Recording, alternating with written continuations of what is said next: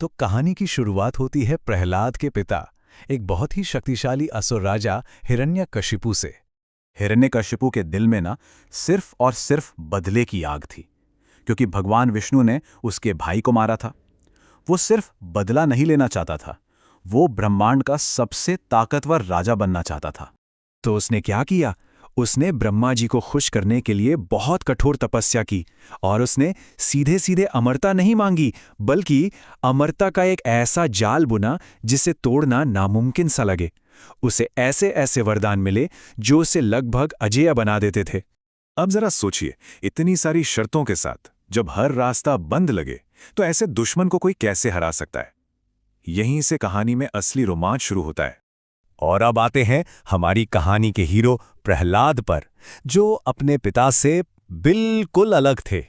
हुआ ये कि जब हिरण्यकशिपु तपस्या कर रहा था तो नारद मुनि ने उसकी गर्भवती पत्नी को अपने आश्रम में पनाह दी, और वहीं मां के पेट में ही प्रहलाद ने नारद मुनि से भगवान विष्णु की भक्ति की सारी बातें सुनी। और यही वजह थी कि एक असुर के घर जन्म लेकर भी वो विष्णु के पक्के भक्त बने। तो ये सिर्फ एक बाप बेटे का झगड़ा नहीं था, नहीं, ये एक ही महल के अंदर घमंड और आस्था की लड़ाई थी। एक तरफ ताकत का गुरूर और दूसरी तरफ भक्ति का अटूट विश्वास। और जब हिरण्यकशिपु को अपने ही बेटे की इस विष्णु भक्ति का पता चला तो उसका गुस्सा 7वें आसमान पर पहुंच गया।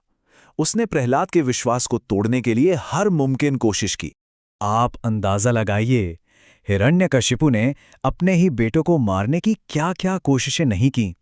उसे बड़े बड़े हाथियों के पैरों के नीचे कुचलवाने की कोशिश हुई, फिर जहरीले सांपों से भरे गड्ढे में फेंक दिया गया, जानलेवा जहर पिलाया गया, एक ऊंची पहाड़ी से नीचे धकेल दिया गया। लेकिन हर एक बार प्रहलाद की आस्था ने उसे बचा लिया। अपनी हर कोशिश नाकाम होने के बाद हिरण्यकशिपु अब पूरी तरह से बौखला चुका था, और कहानी अपने सबसे नाटकीय मोड़ पर आ पहुंचती है। एक दिन उसने गुस्से में चिल्लाकर प्रहलाद से पूछा, कहाँ है तेरा भगवान? क्या वो इस खंभे में भी है? और प्रहलाद ने बड़े ही शांत मन से जवाब दिया, हाँ पिताजी, वो तो कण कण में है, इस खंभे में भी है। बस ये सुनना था। हिरण्यकशिपु ने अपनी गदा उठाई और जोर से उस खंभे पर मार दी, और फिर खंभे के टूटने की उस जोरदार आवाज के साथ कुछ ऐसा हुआ जिसकी किसी ने कल्पना भी नहीं की थी। खंभे को चीरकर भगवान विष्णु का एक बहुत ही भयंकर अवतार सामने आया, नरसिंह, जिनका शरीर आधा इंसान और आधा शेर का था। तो चलिए अब देखते हैं कि ये अवतार हिरण्यकशिपु के वरदानों की उस मुश्किल पहेली को कैसे सुलझाता है। और ये देखिए, क्या कमाल का तरीका था।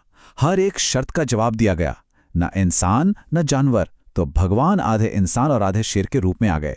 न घर के अंदर न बाहर, तो उसे महल की दहली पर पकड़ा। न दिन न रात, तो शाम का वक्त चुना गया, जब न दिन होता है न रात, और कोई हथियार नहीं, तो उसे अपने तेज नाखूनों से मारा गया। हर शर्त पूरी हुई। लेकिन हिरण्यकशिपु का वध करने के बाद भी नरसिंह का गुस्सा शांत नहीं हो रहा था। सारे देवता डर से कांप रहे थे, लेकिन छोटा सा प्रहलाद, वो बिना डरे उस भयानक रूप के सामने गया। यही तो थी उसकी भक्ति की ताकत, और अपने भक्त के प्यार ने ही उस उग्र अवतार को शांत किया। इसके बाद प्रहलाद को ही असुरों का राजा बना दिया गया, और उन्होंने सालों साल तक बड़े ही ज्ञान, न्याय और भक्ति के साथ राज किया। तो आखिर में ये कहानी हमें